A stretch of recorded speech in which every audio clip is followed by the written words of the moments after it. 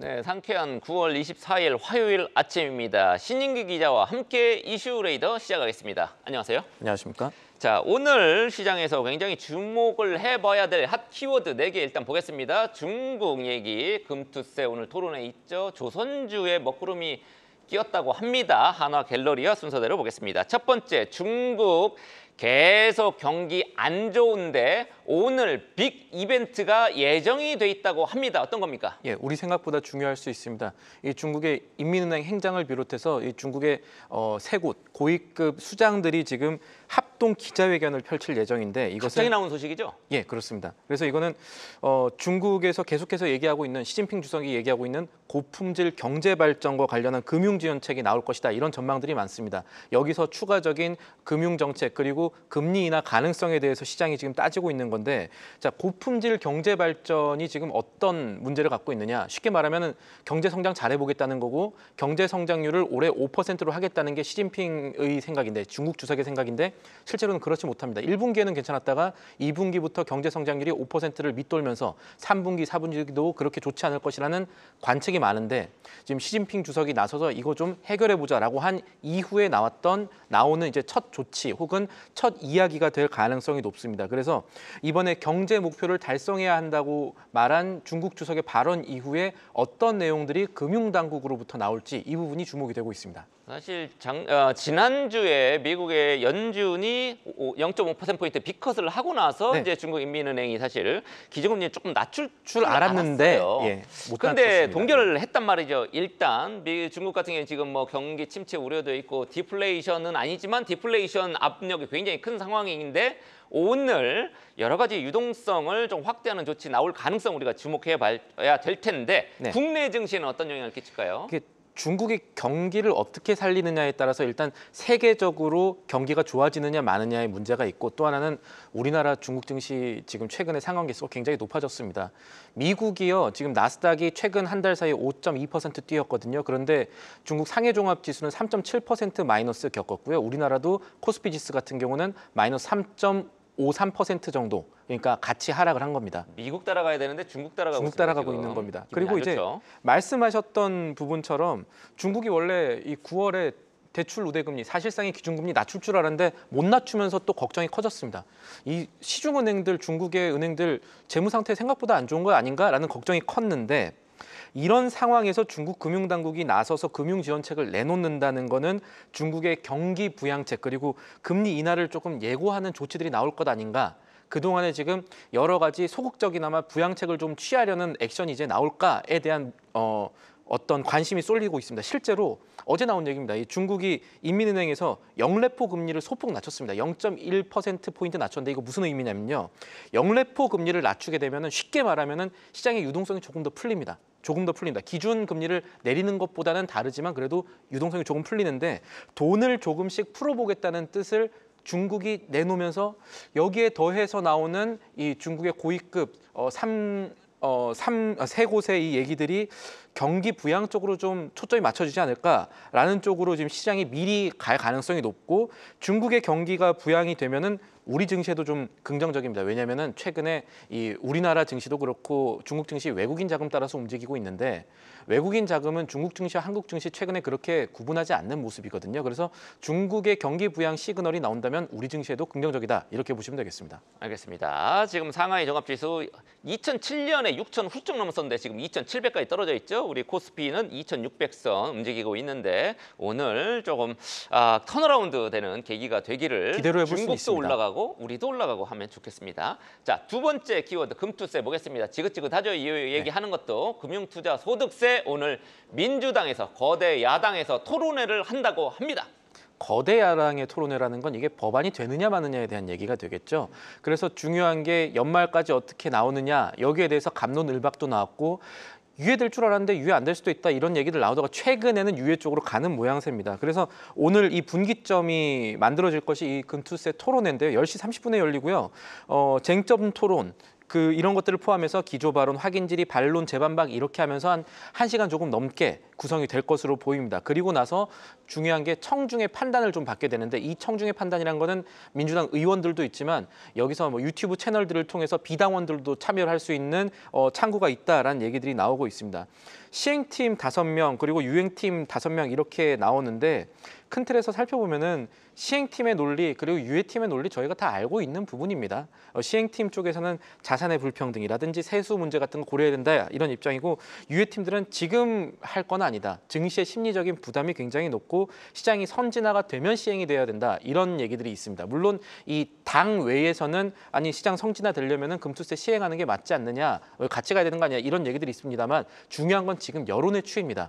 이 민주당 측에서도 여론이 굉장히 많이 바뀌었다라는 점을 알고 있고 부담을 받는 것으로 보이는데 특히나 이재명 대표의 생각들이 나오는 것이 유예 쪽으로 조금 가는 것이 아닌가 이런 것들이 지금 나와 있고 다만 지금 야당의 이런 입장에 대해서 여당이 공격하는 포인트는 아니 왜 금투세 유예 아니면은 시행밖에 없느냐 폐지도 있지 않느냐라고 하면서 이 국민의힘 여당 쪽에 담론은 폐지 쪽으로 조금 더 강하게 가야 된다라고 하면서 야당을 압박하고 있는 모습도 관측이 됩니다. 이런 것들이 어떻게 당론으로 반영될지는 오늘 토론회를 통해서 나올 것으로 보이고요. 이 토론회 결과에 따라서 아마 지금 가장 가능성이 높은 카드는 무엇이냐 이렇게 여쭤보신다면 보완책을 만든 후에 유예를 한 번 더 할 것이다 라는 쪽으로 무게가 실릴 가능성이 굉장히 높은 상황입니다. 네, 유예 쪽에 조금 방점이 실릴 것 같다라고 얘기를 했습니다. 사실 뭐 3년 유예 뭐 이러면은 3년 동안 또 불안하기 때문에 폐지 쪽은 맞을 텐데 한꺼번에 또 폐지로 가기에는 민주당도 부담이 있을 테니까 네. 유예 쪽이 조금 더 가능성이 높아 보인다는 얘기였습니다. 자, 세 번째 이슈는 철강. 조선입니다. 철강은 사실 턴어라운드 얘기도 나오고 최근에 나오고 있고 조선은 확실히 턴어라운드 했다 이런 평가가 있었는데 요즘 업계가 굉장히 시끄럽다고 해요. 예. 왜 그렇죠? 지금 중국 때문입니다. 지금 중국이 계속해서 저가 수출 밀어내기 하면서 이 철강석 가격은 계속해서 떨어지고 있고 많이 떨어졌죠. 오히려 예. 30% 넘게 떨어졌을 거예요. 맞습니다. 한때 140달러 할 때도 있었거든요, 톤당. 근데 지금은 90달러 언더로 지금 가는 경우도 있었으니까. 여기에 관련해 가지고 지금 세계적으로 어떤 흐름을 가고 있냐면 이게 다 중국 때문이다. 중국 때문에 철강 가격이 비정상적으로 움직이고 있다라고 하면서 세계 각국이 관세를 부과하고 있습니다. 진해 경기가 부진하니까 막 밀어내게 한 거죠. 맞습니다. 중국에서. 이 밀어내기 효과도 분명히 있습니다. 우리나라의 철강 수출, 후판 수출 같은 경우는 8월 기준으로 지난해 전체의 70% 이상을 이미 지금 중국 수출이 했다라는 얘기들도 나오고 있고요. 그리고 미국이나 캐나다 같은 경우는 이런 것들이 부담이 되고 하니까 자국 산업 보호를 위해서 철강과 알루미늄, 중국산 제품에 대해서 관세를 올리기로 했고 인도 같은 경우도 중국산 이 스테인리스 관광 같은 경우에 최대 30%의 관세를 부과하기로 지난 10일 발표를 했었습니다. 여기뿐만 아니라 표 말고도 여러 이제 중진국들에 대해서 중국산 철강에 대한 관세를 계속 높이기로 했다라는 소식 나오고 있고 관련해서 우리도 움직임이 있을 것 같습니다. 지난 7월에 현대제철이 중국산 철강이 반도핑 문제가 있다라고 해서 제소를 했는데 우리나라 당국이 아마 이달부터 이 조사에 들어갈 가능성이 있다. 조사 개시가 될 거다. 이렇게 전망이 되고 있습니다. 뭐 우리나라만 하는 건 아니죠. 반덤핑 조사는 뭐 네.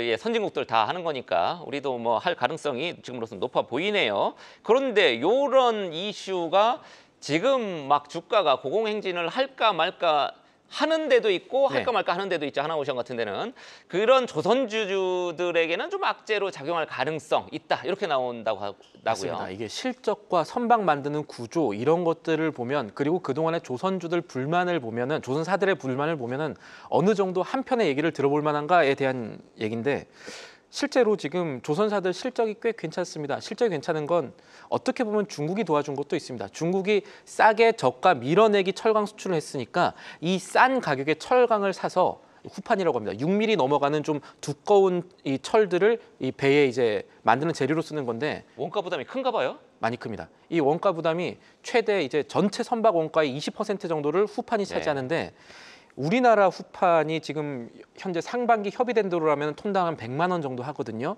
그런데 중국산 제품이 80만 원 정도, 70만 원 얘기도 제가 들었습니다. 어쨌든 톤당 중국 제품이 10만 원 이상 저렴하면서 이 선박 하나 만들 때마다 원가 절감이 수천억에 이를 수 있다라는 얘기들이 지금 나오고 있거든요.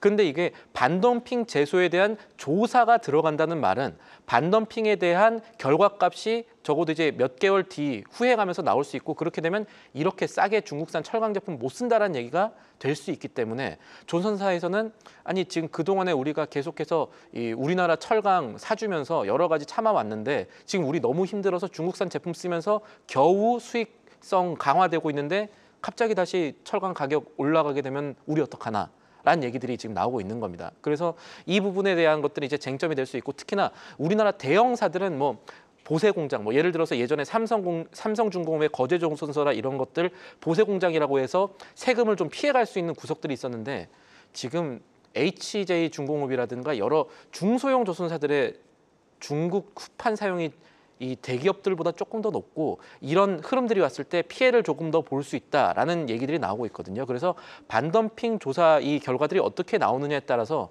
대형 조선사뿐만 아니라 사실 이 파고가 중소형 조선사들, 지금 이제 물이 들어오려고 하는 중소형 조선사들한테 조금 크게 작용할 수 있겠다라는 점도 투자 부분에서 염두에 두셔야겠습니다.